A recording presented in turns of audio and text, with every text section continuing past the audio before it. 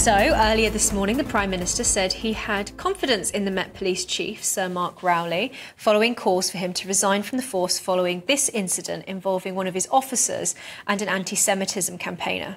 Gideon Falter was told he was openly Jewish and antagonising pro-Palestinian protesters at a march last weekend. Since then, fresh footage has emerged that has given a bit of wider context to the image, including this footage you're seeing right now, which appears to show Gideon Falter walking into the crowd. The police say he's walking against the march. He says he's trying to cross the road. We'll let your own minds be made up. But the clip has been released, a further clip of the confrontation between them.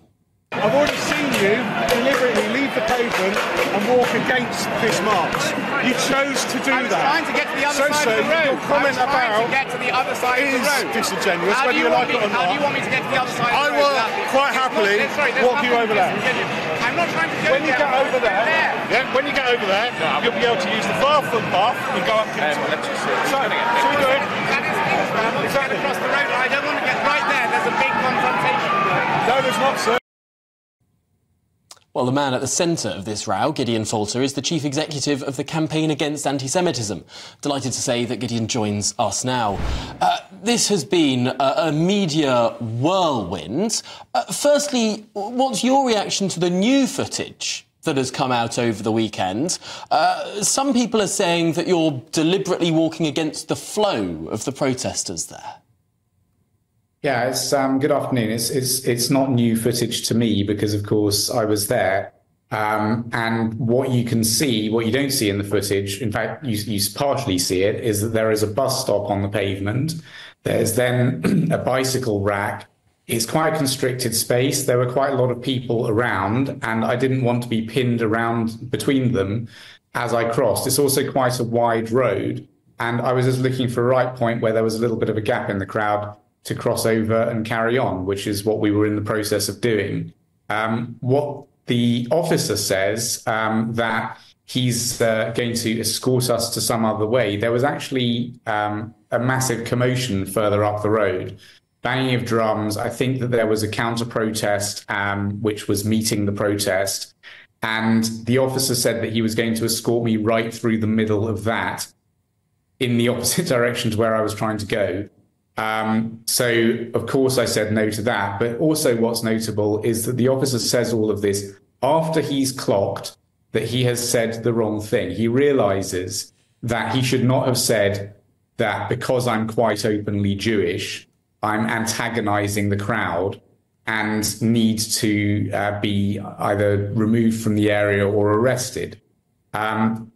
He sees everybody's whipping out their smartphones. They're all filming him. And so he comes up this line with this line that I was sort of, walking against the flow of the crowd and I was causing some kind of a problem. I wasn't. I was trying to find, there was a march going on. I was trying to find the right place to cross the road. And I was crossing the road at the time that I was pulled over by that police officer. So, Gideon, you're meeting with that police officer today, aren't you? Or you've already met with him? No. There seems to have been some kind of briefing going on about a potential meeting with between me and the commissioner. There doesn't seem to have been an offer that we've received for a meeting with the commissioner.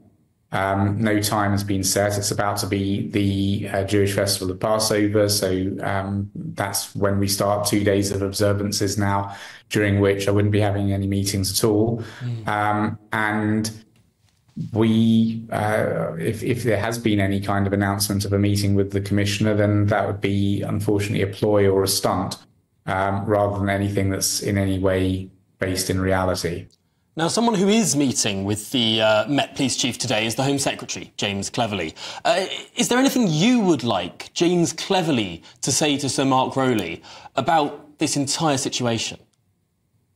I mean, quite apart from what happened to me, these protests have been going on for 6 months now, every single week. And at the protests, we see people saying that they support terrorist organizations. We see them carrying placards with all sorts of anti-Semitic comments on some of them that wouldn't be out of place in 1930s Germany. For example, a Star of David thrown in a bin next to the caption, "Keep the world clean." And in response to all of this, we see the Met Police week after week telling us that calls for jihad on our streets or swastikas on placards all have some kind of a context which makes them understandable and makes them okay. And so really what we've been seeing is the Met Police gaslighting the Jewish community and the public for 6 months now. And we've reached a point where the Jewish community is extremely fearful about what's going on.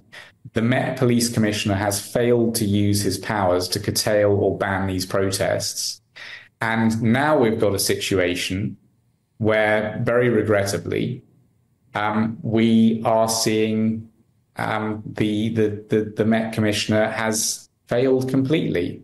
And change has to come from the top. So what I'd really like the Home Secretary to be saying to the Commissioner today is resign or you're fired. I don't know what's going to happen in this meeting, but that's really the kind of message that we need, because I think for months now also, we've seen the Home Secretary, James Cleverly, and the Mayor of London, Sadiq Khan. The two of them are supposed to hold the Commissioner to account. And they've been practically absent. They've done precious little, and they've created a vacuum in which this has been allowed to go on, and until you get to the kind of situation which I saw when I was in the march on last Saturday. I do want to put to you a question from a GB News viewer called Steve, and I promised I'd ask this because he didn't think that I would. He asks, why on earth did you want to walk through a protest in the opposite direction at this moment in time? Steve says he's against these protests every weekend, but he would simply wait or walk around. He thinks you were trying to antagonise them. No, it was actually towards the beginning of the march. The march was thickening and coming closer, and I wanted to sort of get across and get away before all of that happened. And, you know, you have to make a decision sometimes. Sometimes you've got to ask yourself a question: am I going to run away, hide away the fact that I'm Jewish?